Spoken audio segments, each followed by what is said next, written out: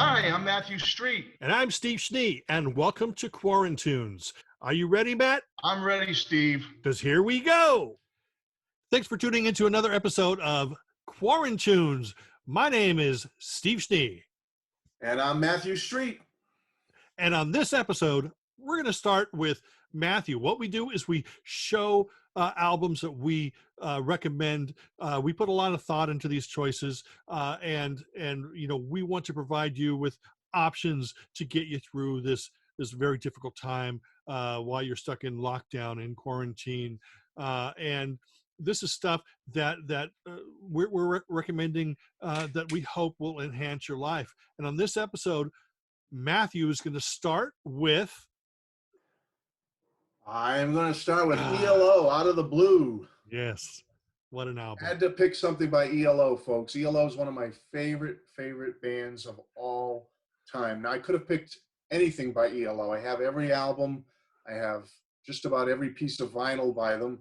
But I chose Out of the Blue because it came out in 1977. That was the year I turned 16. I was a sophomore going into my junior year of high school when this album came out. This was right in the midst of ELO's glory years. It's just one of those albums that, well, I'll say this. I saw this tour. I was a young kid. It was one of the first concerts I ever went to, and it was fabulous. I was so impressed by the show, by the music. They had 7 members of the band with, the violinist and 2 cellists, and it just knocked me out. And they always say that ELO kind of picked up where the Beatles' I Am the Walrus left off. And maybe that was kind of true on the first few albums. But boy, after the beginning, they kind of developed into their own entity, their own sound, their own personality, so to speak, music-wise. And it's basically, you got orchestral music meeting rock and pop. And I tell you, it's over the years, they went less on the orchestra and more on the rock and the pop end of things. But this album was kind of that pinnacle where they kind of nailed it on all fronts. Orchestral, rock, power pop, Beatlesque, whatever you want to call it. This was the pinnacle, Out of the Blue. Just one of those fun, positive pieces of music. It's uplifting. If you need a boost, put on some ELO. You won't be sorry. And this is my first #1 recommendation. Go with the Out of the Blue album. Check it out. You won't be sorry. Double album, single CD. But I think it's a great piece of music for these times. Okay, so here's my first choice for this. And of course, ELO has the cool factor. And a lot of people love ELO. And, as Matthew has stated, and I've stated many times, is I have no guilty pleasures. I love Andy Williams just as much as I love The Clash. I love The Fix just as much as I love the Sex Pistols. I think that people are now more accepting of this band, but this is a pretty much flawless debut album, and that is the first album from A Flock of Seagulls. And it is absolutely stellar. This is the album, of course, with Iran, with Space Age Love Song, with Telecommunications, with Modern Love is Automatic. This is the actual UK version that has some bonus tracks on it. Nice. This is really a completely wonderful album. A lot of people think of Flock of Seagulls as being a synth pop band. They are far from it. They have synthesizers, but they also have bass, drums, and guitar. And guitar, as anybody knows, listening to Iran, guitar is such a big part of that sound. Guitar is a big part of the song Space Age Love Song. Such a great band, and they're from Liverpool. And just a fantastic band. The reason I chose this is the nostalgia factor, but it's also, this is the period when they were singing about, Space Age Love Song or not really outer space, but things that are, more imaginative. It's not just basically boy meets girl. There are some relationship type songs, but they're just, sung from a different point of view. So it's nice to be able to sort of surround yourself with this futuristic music, with these great themes that sort of, again, distract you from this world and allow you to kind of drift off into this new wave universe that it's just so laced with great melodies and great songs Mm. and hits. And this is actually recorded before the hairstyle. So I Yeah. think that the hairdo ruined their chance of becoming a legacy artist. Right. Where people would respect them and love them for years, because people immediately thought of them as a novelty band, which they Right. never ever were. If you listen to this album, you will know that they are not a novelty band. But anyway, that is my first choice for this episode of QUARANTUNES, the first Yep. album from A Flock of Seagulls. Okay, my second choice for QUARANTUNES this episode is the Smithereens. And I Mhm. got to remember to take it out of its package here. It's too much glare, especially for you, from 1986. This was their first full-length LP. This is New Jersey power pop rock and roll at its best, folks. It doesn't get much better than this. It's raw, it's rocking, yet very melodic, crunchy guitars, hooks galore, great lyrics. I'm using a lot of the same cliches that come with power pop and good melodic rock like that, but it's so true with the Smithereens. The music will get your blood pumping. It'll get your heart pounding. Their next album was Green Thoughts, and then they came out with an album called 11, and then Blow Up came out in like 1991, and then they, as recently as 2011, put out an album called 2011 with the late, great Pat Denizio still on lead vocals. And sadly, we lost Pat a few years ago, and what a shame. He was such a great person. I met him a couple of times. He was wonderful to talk to, very accommodating to his fans. Gonna miss Pat. It should be noted the Smithereens did several Beatles cover albums that you may want to check out as well. I could have shown any of those. We have Meet the Smithereens, which is a cover version of Meet the Beatles. They also did the Smithereens B-Sides the Beatles, where they do a lot of obscure Beatles tracks. And they even did a hard-to-find CD where they replicated the entire 1964 Washington Coliseum concert by the Beatles. You may want to seek that one out. It's a really great album. But I chose this first one because this was the first album I got way back in '86 when they first came out. It was the album that caused me to become a mega Smithereens fan, and I've been one ever since. And they're still carrying on with their live shows today. I saw them not too long ago with Marshall Crenshaw on lead vocals. Also, Robin Wilson from the Gin Blossoms helps on lead vocals. But folks, get some Smithereens. The first one is fantastic, but they really have a whole catalog of wonderful albums. You'll truly enjoy them, especially during these times where we're looking for good, fun music to listen to. Get some Smithereens. You won't be sorry. And that's my next pick, Steve. Okay, my second pick is, again, I've featured it in recent videos and past, and as I said before, people who watch QUARANTUNES don't necessarily watch my other videos, but this is such a joyful, upbeat, great, fun record made by 5 young Irish. They were probably, some of them were probably still in their teens, but it's the Undertones debut album. Ooh.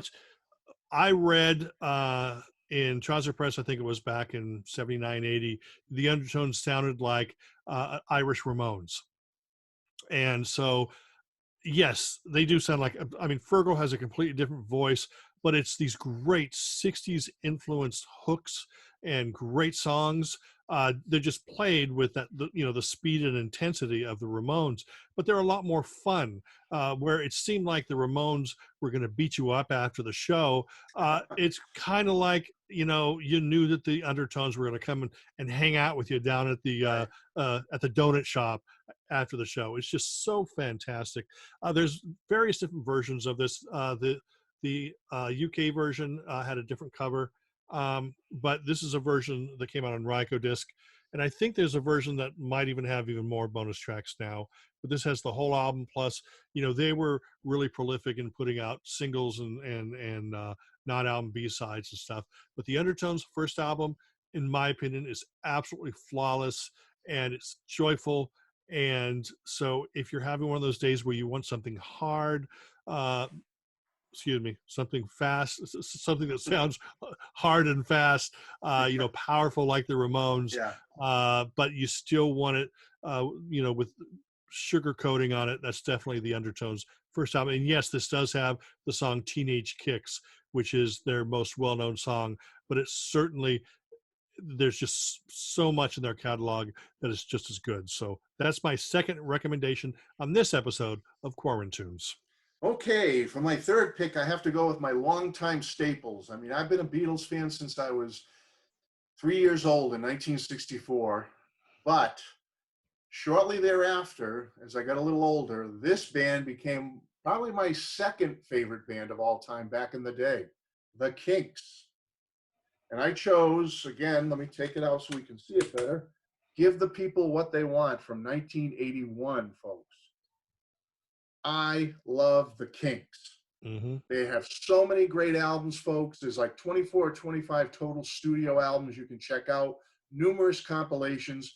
I chose this one. Why? Because, well, it came out in 1981, so I was still a teenager. I was 18 or 19 at the time when this came out, and I was heavily into music, rock and roll, power pop, punk, new wave, all that good stuff. And this became probably my favorite album of that era, the early 80s. And it's probably in my top 3 of favorite Kinks albums of all time. This has everything on it, folks. This has power pop, rock and roll, new wave, 80s pop. It's all on this album. The lyrics are great. The stories that Ray Davies weaves and tells throughout these songs are fabulous. There's not a bad song on here. Everyone is great. They were at the peak of their second coming success, so to speak. You know, they had their British invasion success with the Beatles, Stones, and the Who back in the 60s. Then they kind of faded a little bit there in the early 70s. But by the late 70s, coming into the early 80s, the Kinks were at their pinnacle again. They were at the top of their game, putting out great music, great material. You could dance to it. You could rock out to it. You could sing to it. Just, you think of the last song on this album called Better Things, and it's very fitting for these times today in 2020. It's a very uplifting and positive message, but that message is within a beautiful, upbeat pop song, folks. Dare I say power pop, but 80s pop. And it's one of the best songs of that period, in my opinion, ever. Folks, this whole album is great. Check it out. The Kinks, Give the People What They Want, is my next pick. Well, here's my third choice for this episode. I'm not going to give a big intro. I'm just going to tell you what a great, awesome album it is. It's one of the greatest, finest power pop albums ever. Splitsville, Pet Soul. Oh, yeah. This is an absolutely killer album. And just so many great pop songs on it. I guess melodically, it could be an homage to, you know, you look at Pet Soul, that's Pet Sounds and Rubber Soul. It doesn't sound like the Beach Boys or the Beatles. It has the spirit. It has that same joyful spirit of just creating these wonderful melodic gems and just sharing them with the rest of the world. And that's really, this album is just jam-packed full of great songs. They're one of those bands, perfect chemistry. And then, but also the Huseman brothers also had great chemistry with the guys in the Greenberry Woods. Another great band. Yep. Yeah. So those guys are super talented. They also put out an album called under the name the Stereo Twins. But yeah, this is one of the greatest power pop albums of all time, in my opinion. I think that if you're going to talk about things like 2020, The Beat, Jellyfish, you know, these types of artists, I think that this album goes right there with them. And it's just wonderful, and everybody needs to own this. If you love melodic pop, that's energetic and fun, and again, that's why I chose this, because it's so wonderfully melodic, and it brings so much joy. I can go on and on about it, but you know, I'm just going to end up cutting out half of everything I say anyway. So yeah, and again, another album that you turned me on to. I really didn't know much about Pet Soul, and then I heard you talking about it. I know you've highlighted it in at least one of your videos, if not more. Yeah, probably. But is it power pop? I went out, checked it out, and I said, I've got to get this. And I have the CD and love it. Fantastic album.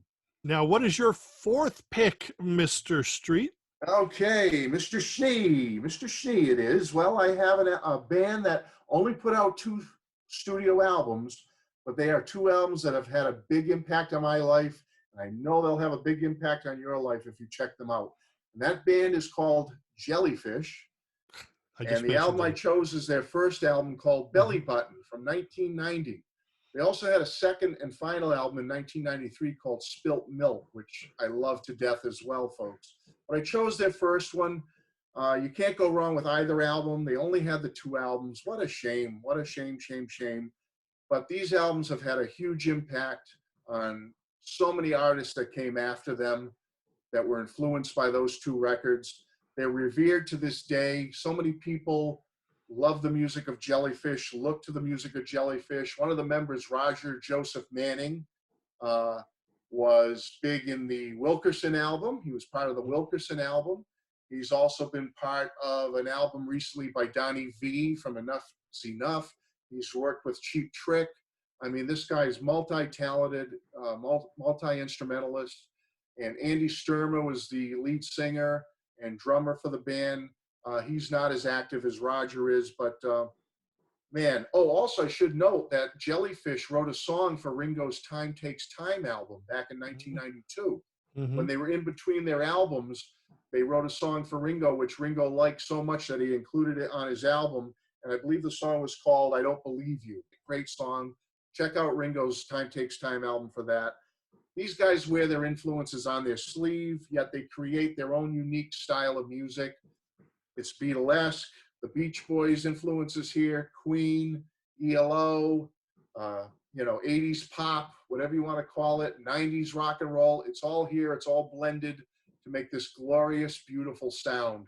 And you just cannot go wrong with either album. The legacy they've left, only two albums, and yet people that are into power pop look to them time and time again. They make the top 10 list of so many writers' list of best power pop, best 90s rock. It just, it goes on and on and on how good these guys are. Like I said, Roger is still high profile, but folks, check out both of them. But if you can, just get one Jellyfish album, listen to it, and tell me that you don't love it to death. My fourth pick on this episode of Quarantunes is, say, obscure to most of you, but they've actually been around for, 30-something years or 30 years. It's a band called Redbox. This is an album that came out last year, 2019, and it is so full of joy and happiness. And I'm not talking about, well, you know what? I was going to say, they're not tra-la-la, but, their songs have that kind of stuff in them. There's a lot going on. There's world music mixed with just wonderful, pure pop. It's joyful. Their last album was a little downbeat. It was still wonderful, still great songs, great melodies, and that great Redbox sound. I almost expected that to continue, but this goes back to the sound of their first album from like 1986 or so. It's creative, it's unique, it's eclectic, and this album is just the first four songs alone. If you heard the first four songs alone, they could all be hit singles. And the album after that takes you on like a little journey, a musical journey, whereas the first 4 or 5 are just straightforward, in your face, wonderful, glorious pop songs. The other ones take a listen or two, but they're just as rewarding as those. Redbox, Chase the Setting Sun is just, it's just a joy to listen to. And that's why, I recommend it, because there are songs that will really just almost make you smile. But that's it. Redbox, Chase the Setting Sun. That is my fourth pick on this episode of Quarantunes. So what is your fifth choice for this episode? Well, isn't music wonderful? I have so many favorites. I'm sure Steven has so many favorites. You can say it over again. Oh, this is one of my favorite bands. Oh, this is one of my favorite artists. But I've got to include this band because this is one of my favorite bands of all time. Yeah. It's Cheap Trick, Dream Police. I have to include this album, folks. This is probably my favorite Cheap Trick album of all time. I love everything by Cheap Trick. I mean, everything from that first album right up to their most recent one. And I'll tell you, this band is the band that will never die. They just keep going like the Energizer Bunny. 41 years ago, this album came out. I can't believe it. And it still holds up, folks. This is one of those albums I could hear it a gazillion times, and I never tire of it. I listen to it from start to finish. and I don't skip any songs. I love it. It's a fantastic album. It was an album that was released late in '79 because due to the Budokan album being popular in the United States, that they had to hold off on the release of this. But when they finally did, this has to be their commercial peak. Of all their albums, I think this is when they were at the pinnacle of their success. You've got 9 perfect rock and roll power pop songs here, folks. 2 epics, Gonna Raise Hell and Need Your Love, just go on and on for like 6-7 minutes each, but they're just get you in a trance and you just won't let you go. You're just going to be right there with it the whole way. Beatlesque pop, the Kinks, the Who, all influences of Cheap Trick. I mean, Cheap Trick wear their influences on their sleeve, and they certainly do on this album. It's fun, it's bouncy, snappy music, exciting melodies, hooks galore. Again, we'll use that term, hooks galore, but it will grab you right in. What can you say about Robin Zander's vocals? He's probably one of the top rock and roll pop vocalists of all times. You'll never tire of this album, folks. You want to feel good during this time period? Get Cheap Trick Dream Police, put it on now, and you'll thank me and Steve for it. That's my last pick. And now my last pick for this episode is, this gentleman needs no introduction, Neil Diamond. Whoa, yeah. Play Me. This right here is a 3 CD set that basically contains everything he released for the Uni Records label, MCA Universal. And it is, all the studio stuff. I think it has some live stuff added, but, so everything, Song Sung Blue and I Am, I Said, Play Me. Just look at those songs. Cracklin' Rosie and Suleiman and Walk on Water. This is, in my opinion, his best period. I mean, I love his bang record stuff like Cherry Cherry, Solitary Man, Thank the Lord for the Nighttime, things like that. They're both that I wrote. But this was his most commercial period, and this is really what I grew up with.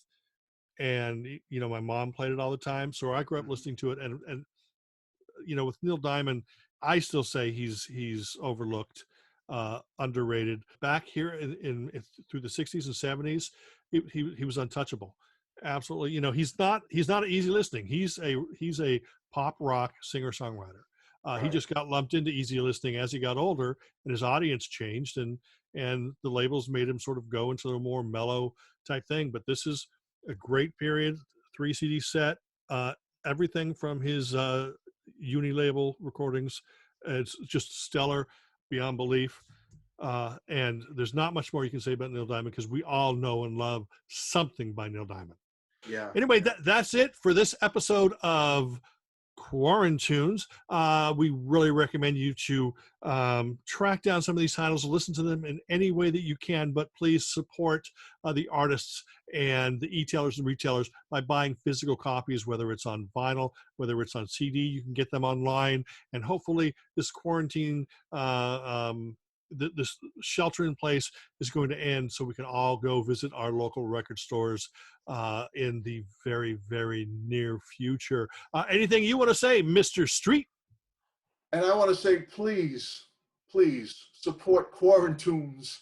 Support my channel. Support Steven's channel. We're begging you, please help us. Yes. Help us watch these episodes. We need your help. Yes. Yes. And here's the thing. Remember to like, comment, share, subscribe, and hit that bell to be notified of all the other shows on my channel. But also visit Matthew's channel.